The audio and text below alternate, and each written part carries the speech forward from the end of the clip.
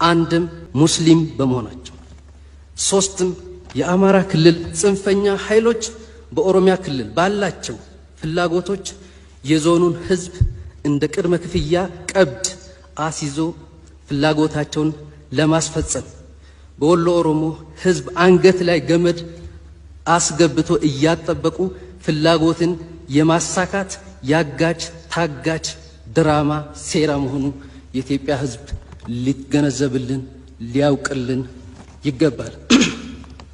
በዚህ አጋጣሚ የዚህ ድርጊት ውስጥ ያለውን አካል የፌዴራሉ መንግስት ገለልተኛ አካል አስገብቶ እንዲያጣራልን በህዝቤ ስም መጠየቅ እፈልጋለሁ።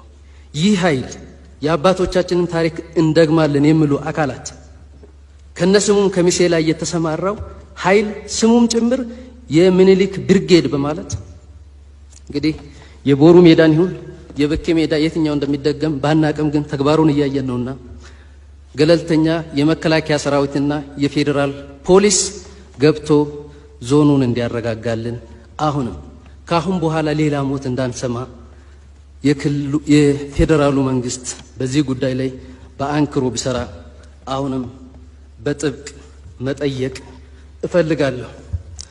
በመግለጫ ጋጋታ የሚዲያ ዘመቻ የአክቲቪስት ባለስልጣን የሉንም፣ ሁሉንም የሉንም።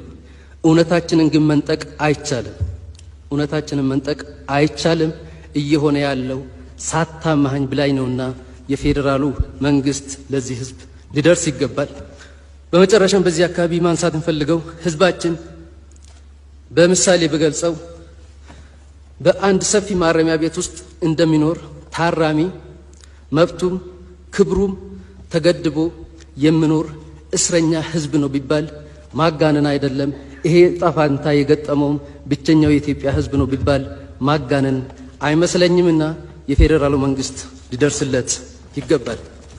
ይሄን ብዬ ተያዥ ጥያቄዎችን ለማንሳት የመንግስት የመጀመሪያው ግዴታ የዜጎችን ሰላምና ደህንነት ማስከበር እንደሆነ